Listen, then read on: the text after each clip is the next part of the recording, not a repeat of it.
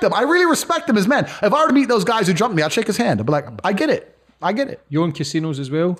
Yes. So in Romania, I have 15 branches of a casino. There's no live dealers. It's just machines. So it's like arcade setup. Corona came and fucked that up. So I've been paying 15 rents for a year and a half. So that's been exciting.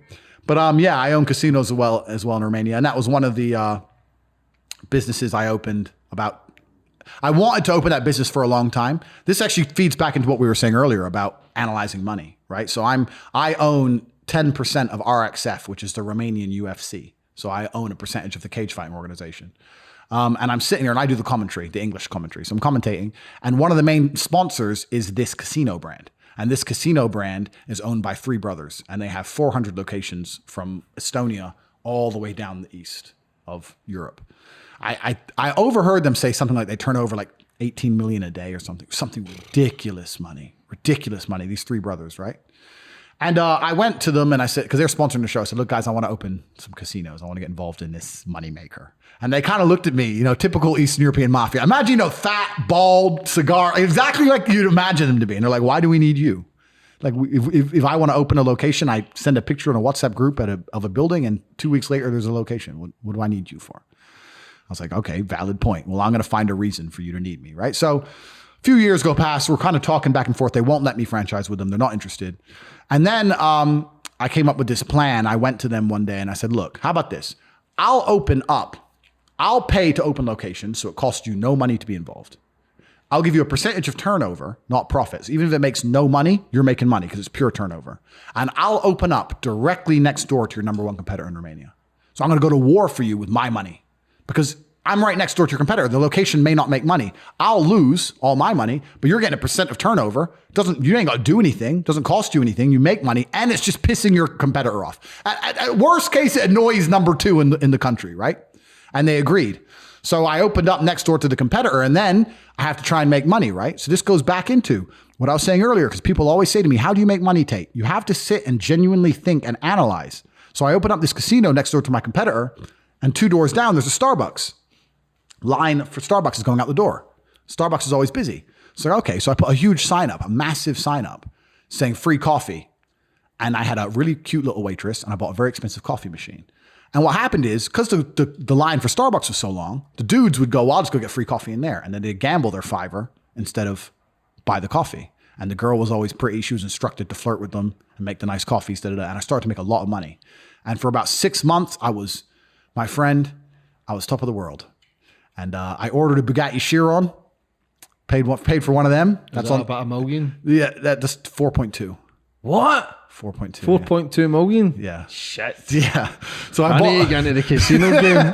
I bought a Bugatti Chiron. That's my 18th car. That's on the way. I already have every other car there is. And then Corona came.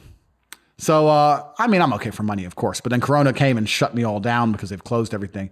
I probably shouldn't say this on the internet, but I'm going to. Romania is completely corrupt from head to toe, right? So when Corona came, through fighting and through these things, I have a very, very extensive network in Romania. I like to make this very clear. One of the reasons I love living there so much is because I'm at the very top echelon of society. If I need to speak to the prime minister, I can make that happen, right? I can't do that in the West, yeah? So we went and met with some members of parliament, and they're like, well, it's not us, it's European Union directed all of this COVID lockdown garbage. They knew COVID was a scam. They knew it. Everyone knew it. European Union told us to. They gave us billions in relief funds, bribes to listen. So we can't really open them. You can open them if you don't put the outside lights on and you just like on the sly. So I did a deal with them to open them on the sly and pay bribes. So I was open for like the first month with bribes, but the bribe kept going up because it's Romania, right? The police chief would come, he wants some. And the police chief would call his mate, who's the fucking, fire inspector, some jackass, he'd come. Then the alcohol licensing man would come. It was just like, everyone's got on the phone like, hey, this casino's still open. They'll pay you to go away. So before you know it, every 5 minutes, someone's in the door for money. And we weren't making money, so we had to close down. So we've been closed we're still closed to this day. We're still waiting to be reopened. And nobody feels sorry for the casino owner. It's kind of hard to play the pity card. My business has gone under. Everyone's like, who gives a shit? Fuck you. You got Chiron. So I'm just stuck here right now. So I'm just living my life traveling the world. So when you're buying your cars and stuff, is it still the same fulfillment? Is it still the same happiness? Or is it just, nah? I love cars, right? But you know what? I'd be happy without any cars. Yeah. I'd be happy without any money, man. I would be happy. Did you always be like that though? No, I was always driven. As long as I felt like I was getting somewhere, I was happy.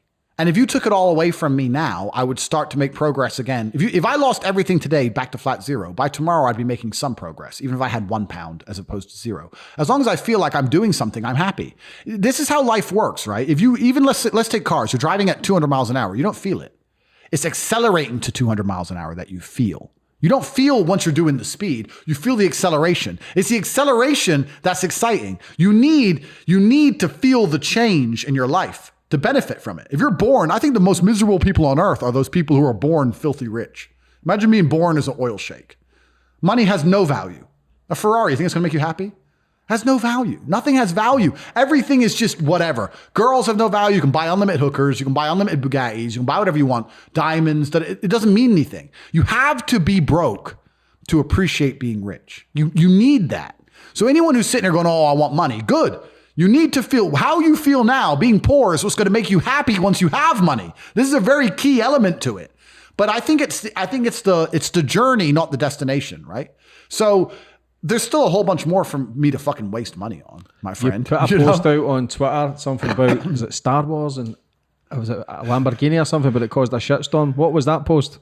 Yeah, I really upset the Star Wars fans, and I made a point that I've never watched Star Wars, and every time I say I've never watched Star Wars, people are like, oh, you have to see it, you're missing out. And I said, I've lived a very good life, and I'm a multimillionaire, retired world champion kickboxer. I feel like you've missed out.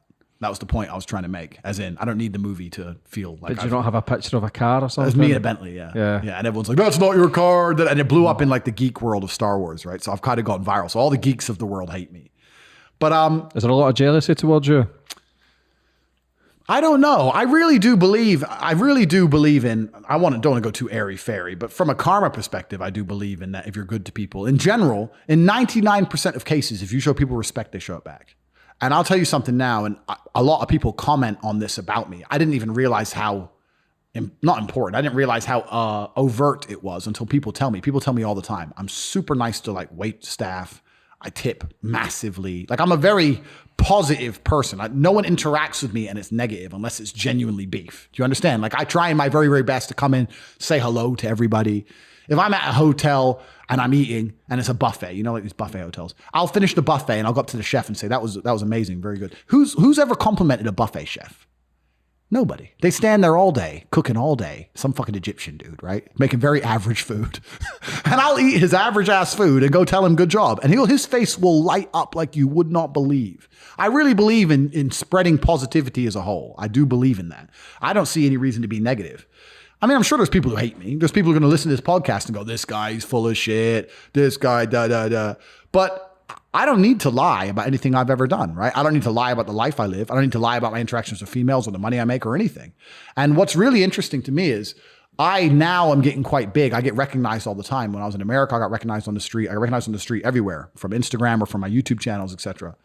And there's two kinds of people. There's people who are jealous of me and angry by what I say. And then there's the people who say, can you teach me something?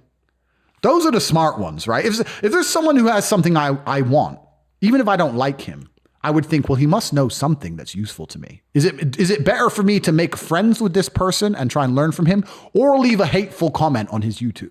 What's going to benefit my life? Do you understand what I mean? Because I'm not going to read the hateful comment. What are you typing it for? I got shit to do. So like, I'm driving a Bugatti, bro. I got shit to do. So you're going to sit there, this guy's a fucking misogynist. Like, people are just asinine. This is a very low IQ approach to the world. It's very low IQ to sit there and go, I'm jealous. I hate this guy. That's what a stupid person would do. If I could hate somebody, but I could disagree with every single element of what somebody says. But if I believe that I can benefit from an interaction with that person, then I would make sure it's an amicable interaction. Doesn't that make sense? Yeah. Doesn't that make sense? I don't know. People are just stupid. I mean, I still to this day get emails from the Star Wars thing, which was a year and a half ago, about 3 emails a day from some autistic, crazy guy threatening to kill me over Star Wars to this day. And I'm just like, bro, the world is weird. The world is weird, my friend. What's your opinion on social media? I think it's simultaneously the biggest opportunity on the planet and ruin the world simultaneously. You know, I was watching American Pie the other day. Remember that movie, American Pie? Don't you think that was the happiest period in human history? Look at the party, right? No one's on their phone. Everyone's at the party. They're at the party. They're talking to their friends. If you wanted to be known, you had to go to a place where the people would go and you were known in your town. Maybe I'm just an old man. I'm thinking about the olden days. You know what I mean? You could text someone if you really had to, but no one's glued to their screen. It was basically the modern world without all this addiction. Because I'm absolutely addicted to my phone. I'm not going to lie. I'm a complete phone addict. I live on my phone. I'm always texting all the time on my phone. There's always something going on. So I'm a phone addict. So I know I've got the problem. But I was watching American Pie and I was thinking, isn't that a happy period of history? You know, I think social media is the number one cause for depression. I think the number of people, listen, if you're living a normal life and you scroll Instagram, you're going to end up depressed. You're going to see me with my Bugatti. You're going to see some bitch on a boat, some other dude in Maldives. You're going to see all this fucking shit. And you're going to look around your council flat in fucking County Durham. And you think, fuck my life. You know, Instagram is depressing. Unless you're at the very, very top echelons of life, it's depressing. Social media is the reason everyone's unhappy and depressed. It really does depress people. But on top of that, it is the biggest opportunity in the world. Look at the podcast we have right now. Look at what we're doing right now. Think of all the people we're going to reach, all the people we can interact with via social media. So it can either ruin your life or it can make your life. So I think that if you're on social media, you need to be very, very careful about how are you using it. And I always say to people who come to me and say, like, because I had people say to me before that social media depresses them, and I say, you need to be producing for social media, not consuming. I really try very, very hard to put my Instagram picture up. I never read the comments. I never scroll the discovery feed. I don't look at anyone else's shit. I just try and just boop, boop, post. And I think if you do it that way, you can benefit from it, right? But if you sit there and you find yourself wasting an hour just consuming, I think it's an easy path to self-destruction. Yeah. I think so. How do you speak to a girl? Confident? What's your chat-up lines? Have you got a set thing that you do? Chat-up lines? This is a good question. I don't know. Do I have a chat-up lines? I don't think I do.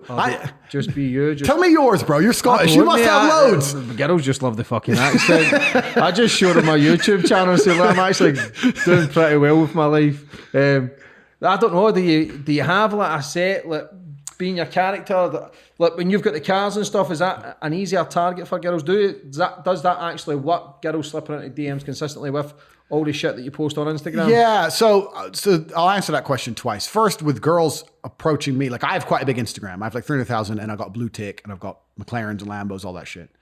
Do I get girls hitting me up on Instagram? Truthfully, not really. The odd one or two. But I mean, it depends. There's certain places in the world it happens. If I go to Dubai and I tag myself in Dubai, I start getting loads of inboxes from girls who are not in Dubai, who want to go to Dubai, hoping I will fly them to Dubai and put them in a hotel. So I'll be in Dubai and I'll get a message, oh my God, can't wait to go back to Dubai. And I'll be like, well, when are you coming? She'll go, oh, I'm in Rio. I'm just trying to find a way there, me and my two friends. Like basically just saying, fly me, please. But I'm not that guy because there's something I want to make very, very clear. After you've lived my life, the pimp, you can never go to being the customer. I can't be the customer. I can't pay for sex. I can't, like, if there's a girl who genuinely loves me, of course I'll take care of her and I'll fly her. But I'm not going to fly some random bitch I've never met and put her in a 5-star just for a bit of sex. I can't do that as a man because I don't want to ever feel pimped. I was the pimp. I can't go down. I won't enjoy that interaction. I can't do that. So I can't be a customer. So I'm a terrible sugar daddy target because unless I know you actually love me, then of course I'll take care of you. But if you're like, oh, buy me this handbag, I'm like, fuck you. Like, and it's not about the money to me. Of course I can afford it. It's just, fuck you don't deserve it. So a couple times I get that kind of thing, but in general, not really. In fact, I would actually say I'm too overt on socials. I think I put a lot of girls off. When I was smaller, when I was about 40,000 followers and I just got the blue tick and I was a lot calmer, I'd get a lot more replies from DMs than now. If I DM a girl now, they'll look at my page and go, no way on God's green earth is this man going to settle down and marry me. He's just going to fucking run around and bang everything that moves. I ain't got time for it. So I think I've gone too far with the socials. Yeah. So that's that. But as for chat lines and stuff, I think women are fantastic. You know, they talk about women's intuition. It's real. Women's intuition's a real thing, man. They've evolved with it. They've evolved to sense danger. Just like we used to said earlier about humans as an animalistic. Women have evolved to tell if you're a creepy weirdo. This is like this is to preserve their life. It's a preservation strategy. Women can talk to you for a few seconds and go, something's wrong with him. He's odd. They're good at detecting things. So I don't think it's very much as much what you say as it is how you say it. And I know that's a bit cliche. But if you come across and you're genuinely confident and they can genuinely feel a vibe from you that's not creepy, you can say anything.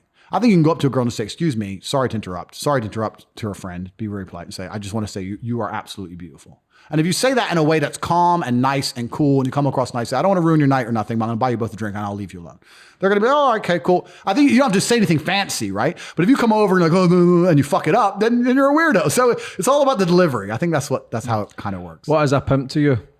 A pimp is a positively inspirational and motivating person. A pimp, okay, so let me ask you something. Why would a woman work for a pimp in your mind? Money? Scared? No, but why wouldn't she work for herself? Don't know.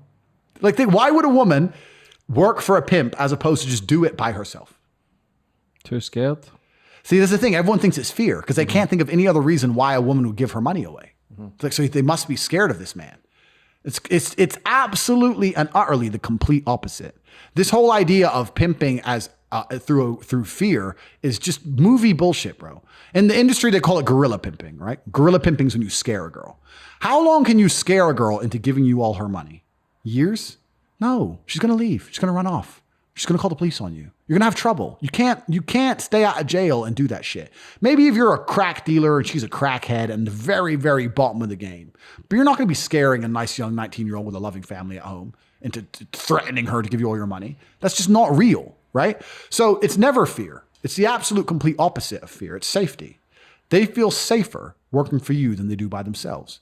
So even with webcam, they'd feel safer working for me than they would by themselves. If a girl's doing it by herself and the computer fucks up, she can't fix it. If the tax man calls, she can't fix it. If she has a bad day online, she starts feeling self-conscious. I got my tits out and nobody paid attention to me. Now I don't want to do this anymore. I'm self-conscious. If she works for me and says I had a bad day online, I'd say, no, that's not your fault. There's a huge football game on. Yeah, it's massive. The whole website's dead. In fact, you did the best. All the other girls did really bad. You did the best. Really?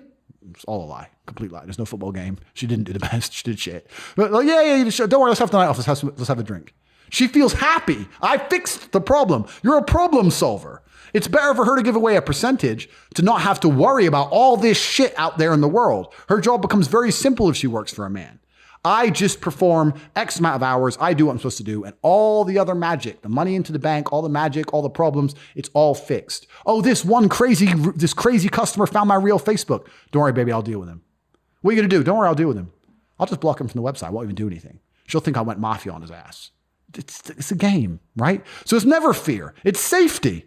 There was never a girl who worked for me who was afraid of me. They felt safe with me. That was the complete opposite. It's the complete opposite of it. And what's really interesting is, this is going to really piss the feminists off, but I'll tell you it's the truth. It doesn't matter whether a woman wants to be a lawyer or a housemaker or a webcam girl. Unless she has a man directing her, she's going to fuck it up. They're just not built to be completely independent creatures. The women who go, I'm strong and independent. You're working for a man in a company and you're getting fucked by 10 men a month. You're not independent. It's just a lie. It's a lie. You're just undesirable. That's what you are. There's no such thing as an independent female. They're all relying on a man to some degree. And if a woman wants to be very, very successful in her life, no matter what it is, whether she wants to be a gymnast or whatever she wants to be, at some point there's a man in charge telling her what to do. If you want to be the best webcam girl in the world, you want to make 50 grand a month, you need a man to make sure you do it right. And another reason that they work for a man is because women are intrinsically lazy. If you show a woman how to make $1,000 in an hour, she'll think, I can work 2 hours a week. If you show a man how to make $1,000 in an hour, he thinks I can make $18,000 a day. We think about the world different, right? So there's no way any of the girls who quit and stopped working for me, they'd fuck around with it. They wouldn't be serious. I'd make their ass do their shifts and it'd make a bunch of money, right? So this is just the dynamic. The dynamic's beneficial for everybody. A woman will never work for a pimp out of fear.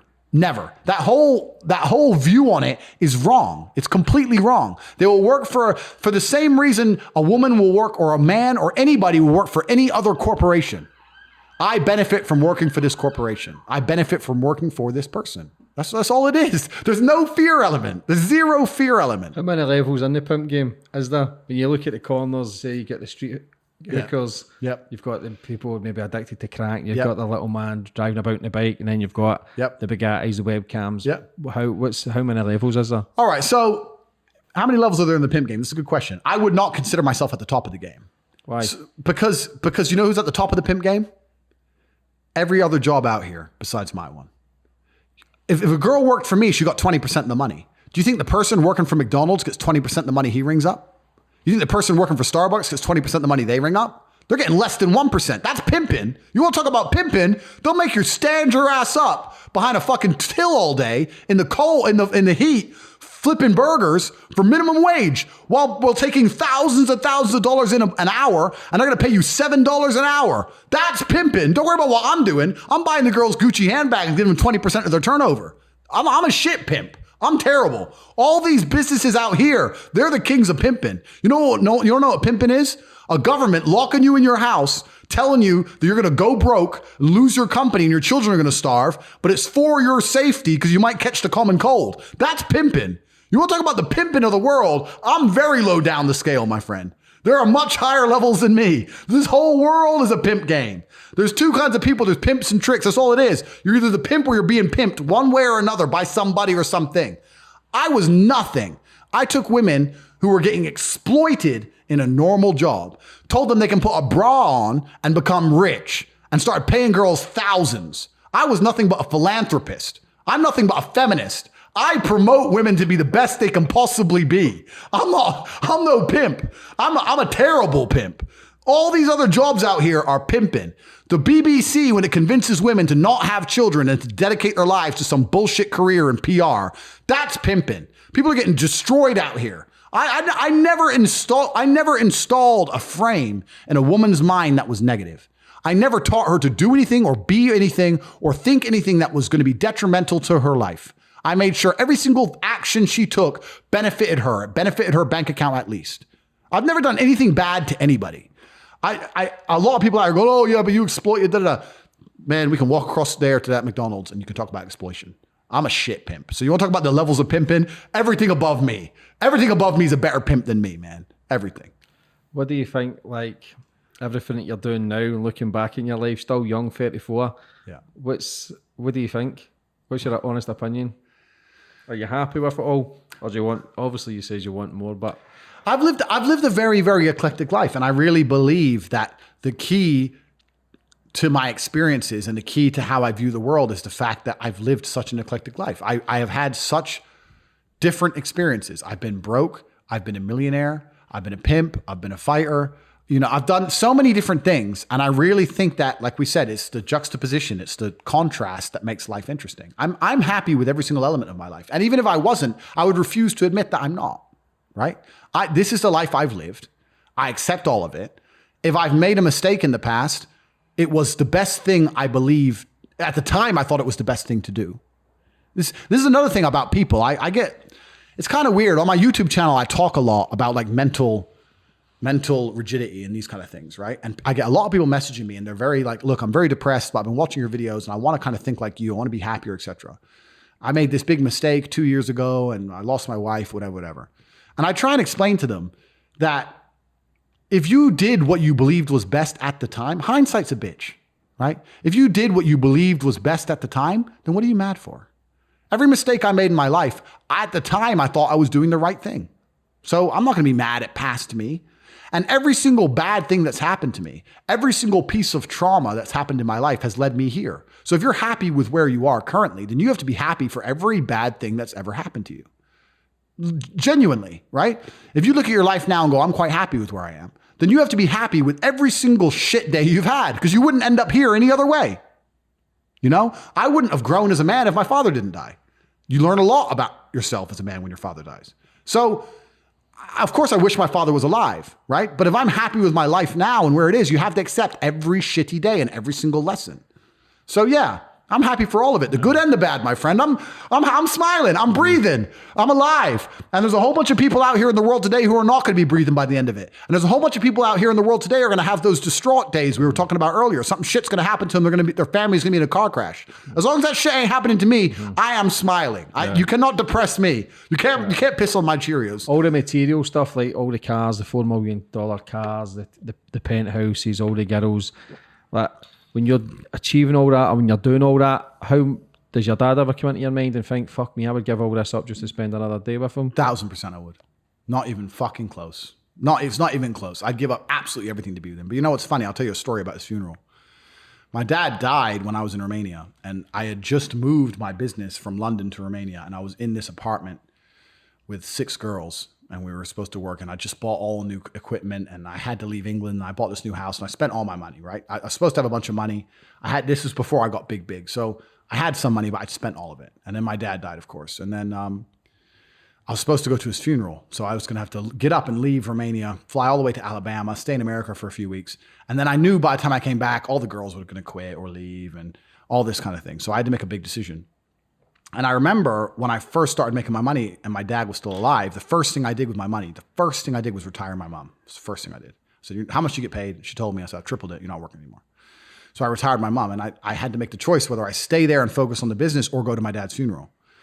And I remember my dad's lessons. My dad would have been furious if I fucked up the financial stability of the family and of my mother and of my brother to just go to his funeral. My dad knew I loved him. I spoke to him every single day. And from what he taught me, he's a chess player. He's a logical man, right? Get your business running, then come to the grave, do it that way. So of course I would have rather, if I could give all this up now to get my dad back, of course I would, but I can't. Right? So what's the best thing to do? To live without my father poor or live without my father rich? Like, those are the two choices. I may as well do it rich. I made the choice to miss his funeral, to take care of my mother, to build my empire. It's paid off fantastically. To this day, my mother's still retired. You know, my mother was, at the time, she was cleaning dishes in a school kitchen in Luton. And now she gets to drive a nice car and live in Spain for most of the year. So I did the right thing. And I know my father, if he's looking down on me, would be very, very proud of me because I made the logical decision. So of course, there's things far more important than material things. I say this all the time because when you have money, people think, he has money, but he doesn't have anything else. You know, all he has is money. And I say, well, there's not much above money. You have love, right? Of the people who you care about and they care about you. You have health because nothing's worth anything if you're dying, right? There's no point in being a billionaire if you're sick. And after love and health, what can't money buy? Isn't that number 3?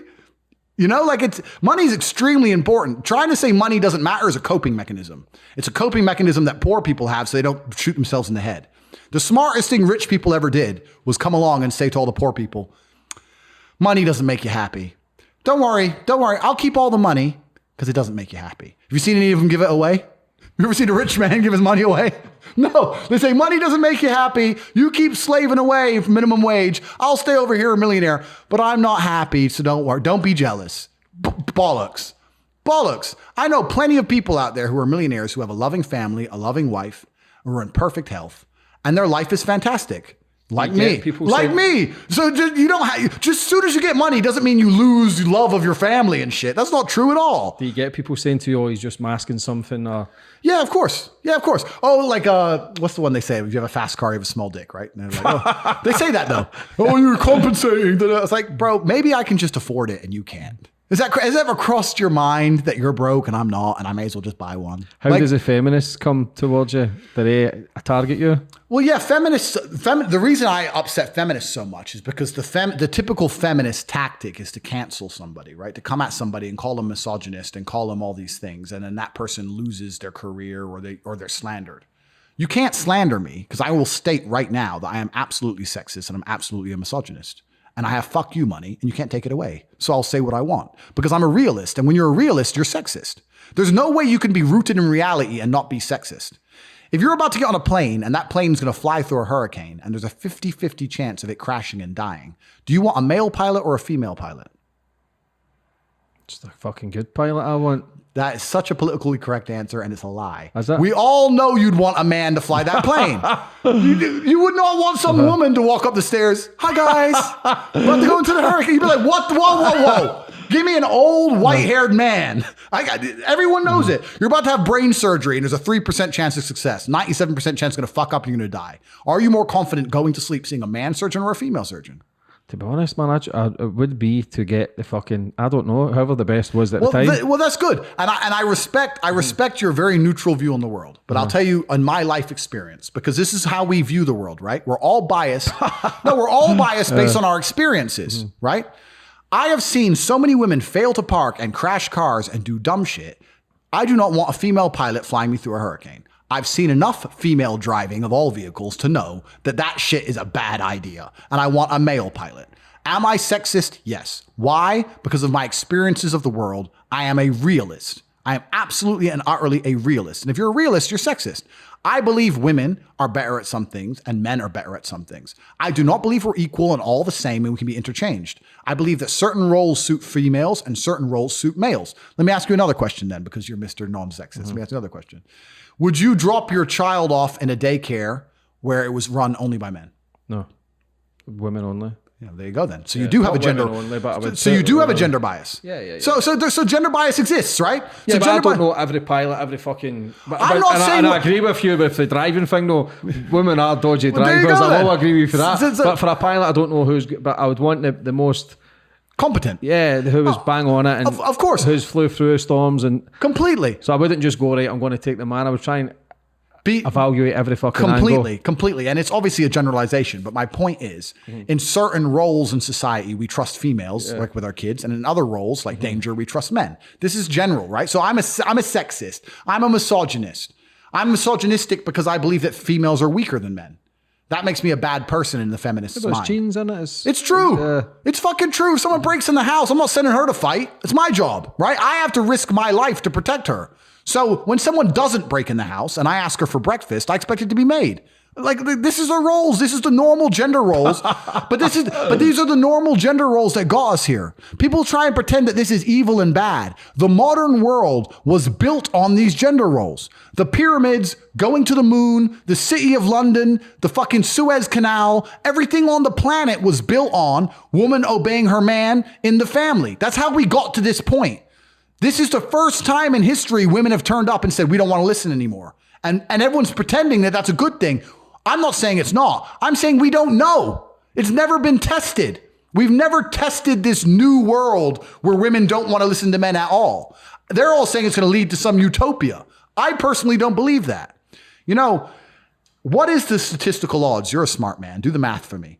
What's the statistical odds of every single society since the dawn of human time being led by men? I'm not, and it couldn't have been an idea that spread, right? 100%. Yeah, because you have Aztecs and the Mao dynasty. You have the Brazil and China. They never spoke. So the idea couldn't spread, right? But just by coincidence, in every single society since the dawn of human time, the men were in charge. What's the odds of that if it was a coin flip per society? 0% chance, right? So men are obviously designed to lead. Now, I'm sure there was probably at some point in history a female-led society that was tested. But the reason we don't discuss them is because they have no history, because they were annihilated and destroyed by the male-led societies, because the male-led societies are more efficient. And in the cold light of the world and the brutal realities of life, efficiency wins. So the male-led societies are more efficient. They raise better armies. They build better cities. And when they find some fucking bunch of Nancy boys run by women, they fuck them up and they're dead. And they don't have a history and we don't find any remains and there's no fucking cathedral to discover because they never built shit. Every single society that was successful since the dawn of human time was male-led, all of them. And then the last 30 years, they've come along and saying, let's put women in charge. It's going to be good for us. Well, I don't think it will be. And the problem is this whole women in charge crap is Western. The Chinese aren't putting women in charge.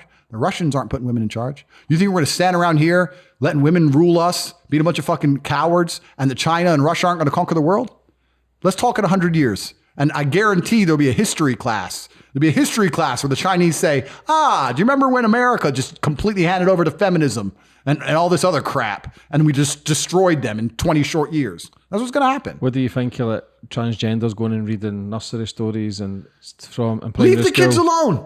If you want to chop your dick off, I have nothing against that. I'm not anti-gay. I'm not anti-transgender. I'm not anti any of these things. What I am anti is propagating your worldview on other people's children.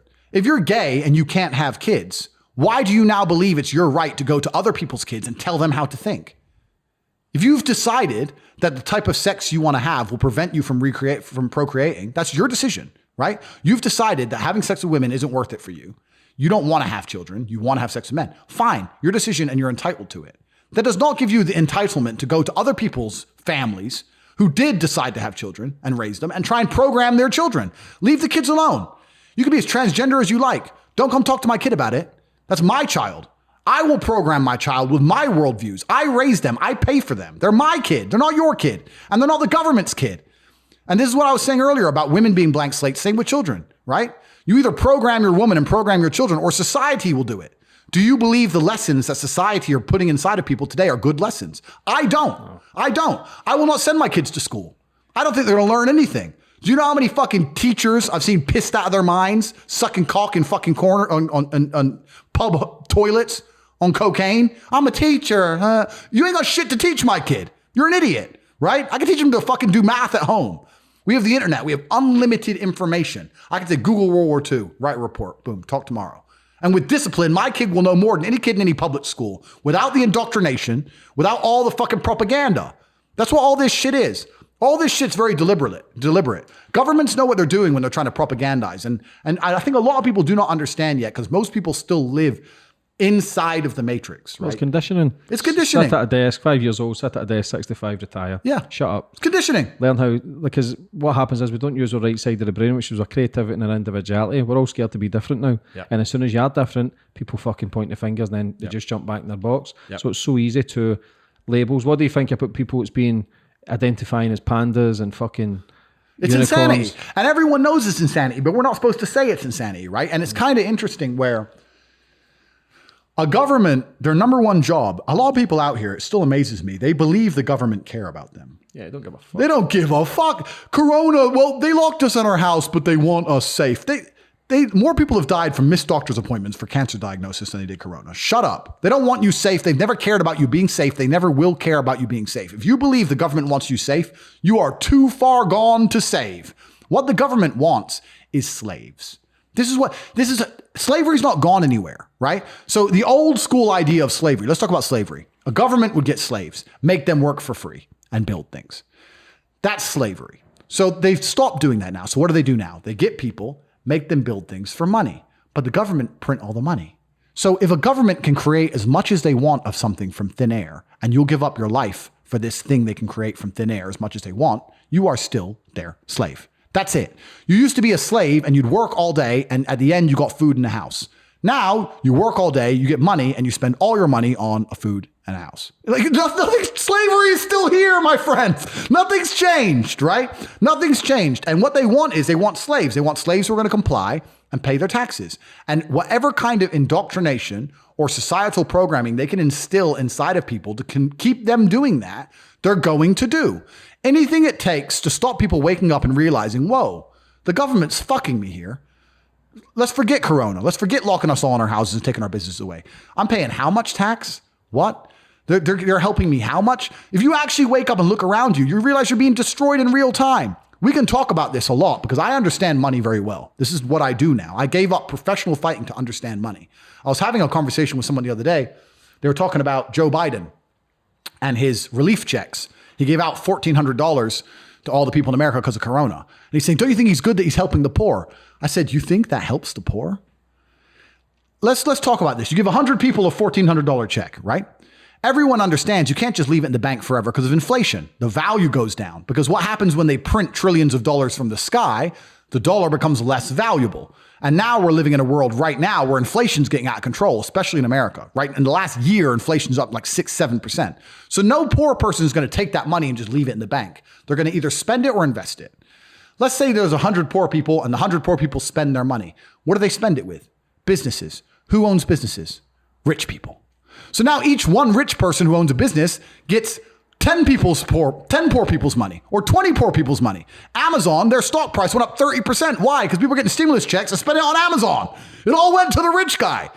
And then they go, oh yeah, but what about if they invest it? Invest it where? Invest it in the stock market? That increases the stock price. Who owns the company? Rich people. You've made them richer. What if you and all your poor friends, 20 poor friends, it'd be more than 20, 200 poor friends, put all your money in together and bought one house between you? That still takes one house off the market and raises the property value of that area. Who already owns those expensive houses? Rich people. It always ends up back with the rich people. You can't stop making the rich richer. You cannot stop it.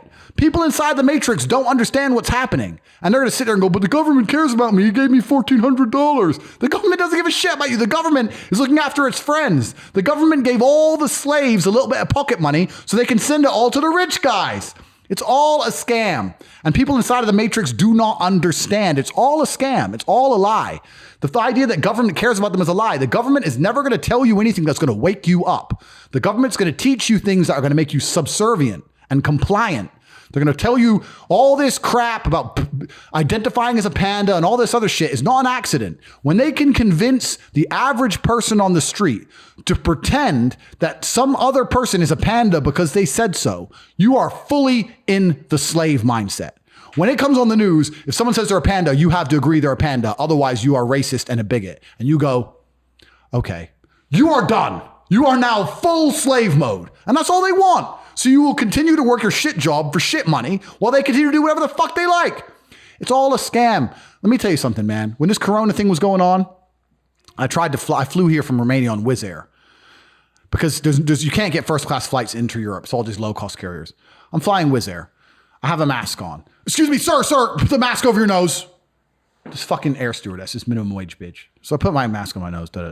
Everyone was freaking out about masks. I had to fill in all these home office papers when I landed, all this crap, PCR test, blah, blah, blah. I thought I'm not doing that again. So about 2 months later, I flew on a private plane. No mask, no PCR test, no home office paperwork. My pilots weren't wearing masks. When I landed at Biggin Hill Airport, the people who met me in the BMW, no one was wearing a mask. Nobody had a mask on. No one asked me to fill in shit. Do you know why? Because I was rich. Corona doesn't exist for the rich people. As soon as you pay 50 grand for a flight, no, they don't trouble you then. They trouble the shit muncher on the Wizz Air flight. It's all a fucking scam. All of it's a scam. And this is how the whole world has always worked and always will work. And people at the bottom just don't seem to get it. They don't seem to wake up. And they don't seem to wake up because the people in charge try very hard to keep them asleep. If you had a whole bunch of people who were your slave, why would you tell them the truth about the world? Why would you do that? No. When's the last time you went to school and learned how money works or banks work or taxes or any of the things that they use to control you? No. They teach you about fucking photosynthesis. They don't want you to know anything. They don't want us to know anything. They just want us sitting there going, okay, he's a panda and I stay in my house because of Corona. Clap for the NHS. Like a performing seal. Like an idiot. And people are idiots. So they control them. And then they come to me and go, Tate, how'd you make all this money? I opened my fucking eyes. I looked around me. I started to think. Things that people never seem to do. I don't know how they live in a dream for so fucking long. I woke up out of the dream, right? But this is the truth. Governments are absolutely the enemy of the people. They always have been. They always fucking will be. Fuck all of them. What do you think we are here as human beings? Why do you think we're here on this planet? Do I believe in God? That's a good question. I do believe in God. I believe in a higher power. I don't know. But why do you think we're here? What the brain, how it works, the heart, the kidneys, the liver, how it all functions, the central nervous system.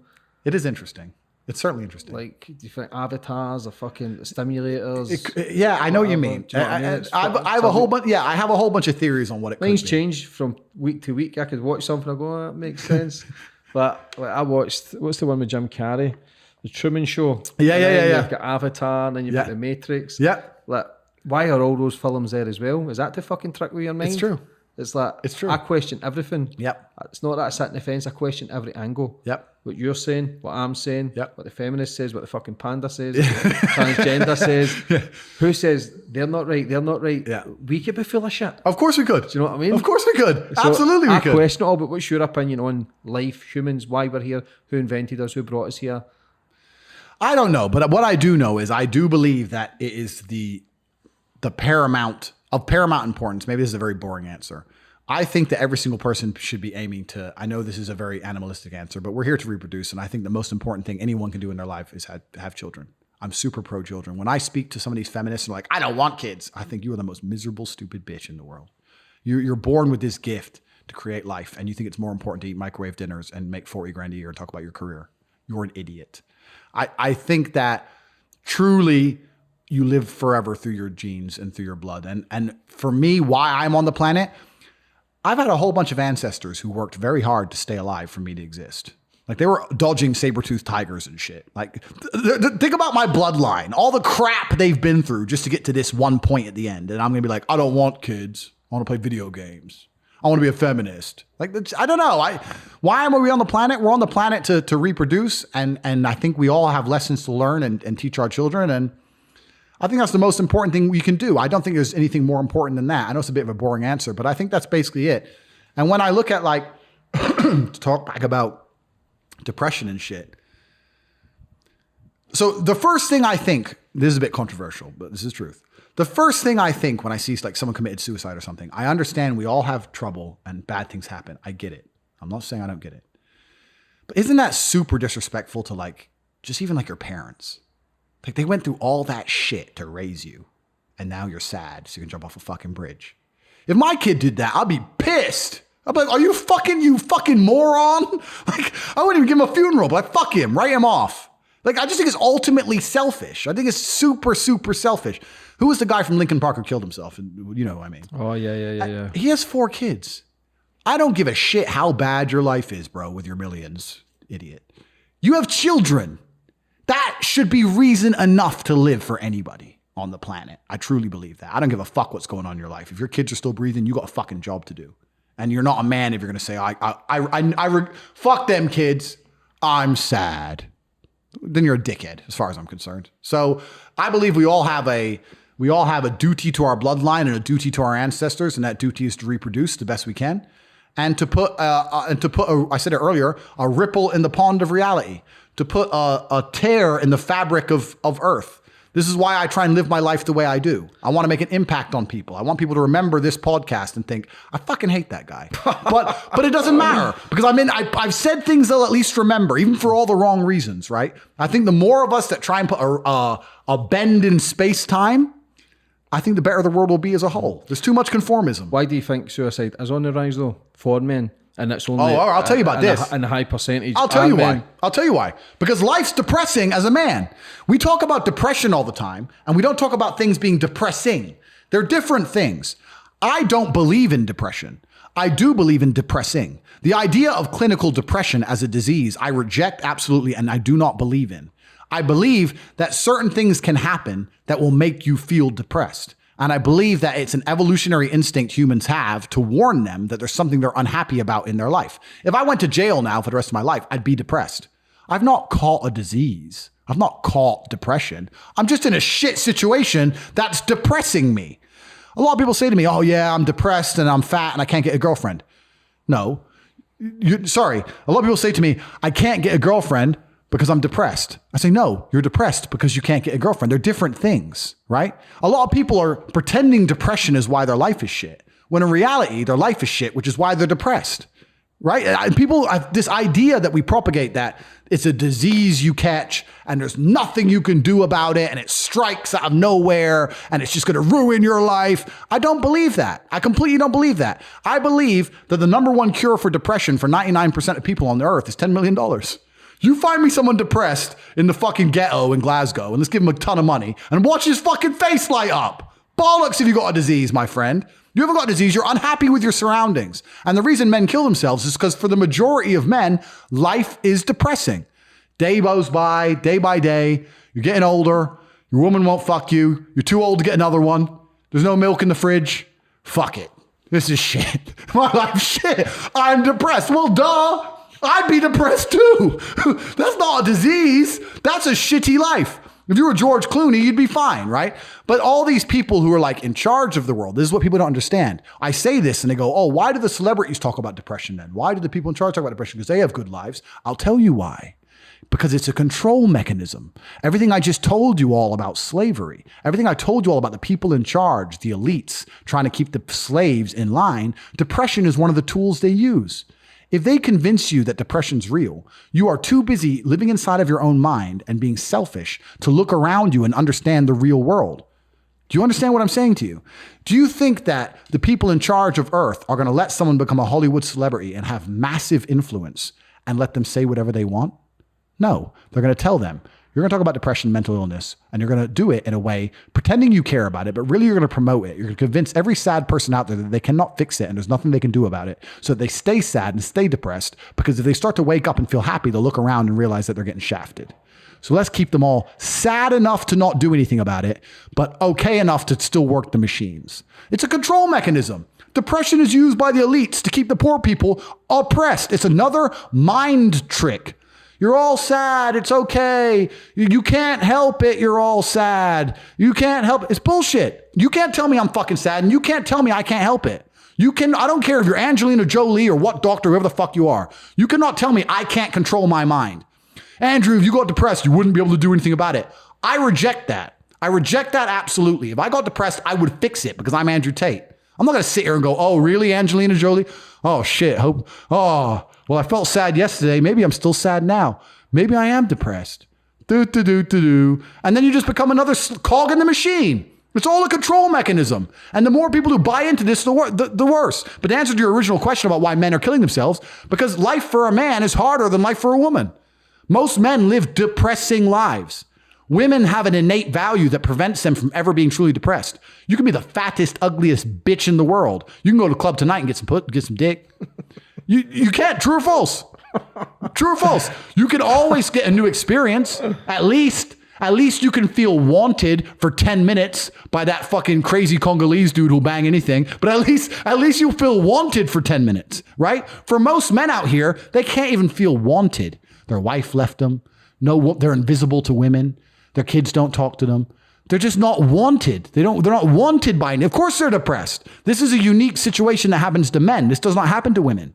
So of course more men kill themselves. On top of that, society has huge burdens on men. You can be a woman and be 40 and be broke. No one gives a shit. If you're a man and you're 40 something and you're fucking broke, you ain't got a car, people are a bit like, how the fuck did you fuck your life up, bro? You're 40, you ain't got a car. We're supposed to be smart. We're supposed to be rich, supposed to be interesting. Got to have jokes, got to have chat lines, right? Got to be charming, got to be cool, experiences, stories. We need to have a lot of shit to be an important man. To be a woman, you need makeup. If you're a hot woman, if you're truly beautiful, you don't need anything else. I've been on boats in Dubai with 19-year-old Moldovan girls. The guy who got that boat needed $100 million. That bitch, makeup. Same boat, bro. Same boat. That's how hard it is. Look at a game of chess. The king moves one square at a time. He has to really work his way across the board. What does the queen do? Zips here, zips there. Easy for a chick, right? Now, if you're an ugly bitch, you can go, oh yeah, it's fine for the hot ones, but I'm an ugly one. Well, if you're an ugly bitch, fine. But to a lesser extent, you can do the same thing. You can still go out, down the high street, get a kebab and a shag and a pint. Done. Like the women don't never going to be in a situation where they look around and they're like, I am actually completely alone. And that's the worst thing that will happen to a person, I think, is true loneliness. And that's why men kill themselves. Mm-hmm. And that's why it's super important that we stop teaching people that depression is something that can't be fixed. I say this all the time. Every single mental health month. Depression's the worst thing in the world. It's disease. You think you're helping. You're doing the opposite. Stop telling people that they can't fix it. Stop telling them it's a disease that's not their fault. And start telling people, look, if you work hard, you can feel better. You're depressed now, but if you go to the gym and you work out and you train, you get a good body, you start getting social, you get some friends, go to some social clubs, start to meet people, start to do things, you will feel better. That is far more healthy than talking about it's a disease we can't fix, take these pills. The gym has been proven to fix more depression than antidepressants. This has been proven. This is statistical. So when I say depression isn't real, people say, what you're saying is dangerous and you're going to hurt people. I'm trying to help people. I'm trying to wake people the fuck up. If you're watching this and you're depressed, go to the gym tomorrow morning. And I guarantee you, if you're, no matter how depressed you are, if you're considering suicide, promise me this, get a 6-pack first. And by the time you got the 6-pack, you won't want to do it anymore. That's how it works. This is why not enough men are motivated enough. And this is why I have to keep moving. This is why you talked about earlier, is it ever enough? I can never be depressed if I never slow down. Speed is extremely important. Speed defies gravity. How does a plane fly through the air and defy gravity? Speed. It's moving too fast to fall. If you're always attacking life, if you're always doing things, if you're always making more money, if you're always traveling the world, doing this, doing that, new car, here, there, new podcast, meeting James English, boom, boom, boom. If you're always doing things all the time, unhappiness can't catch you. Do you think you could slip if you stopped? I don't think I would because of how my mind works, but I also know that speed is a fantastic way to be happy all the time. I'm always looking forward to something. Mm-hmm. I wake up every day excited. I'll go do this today. I'll go do this today. I'll go do this today.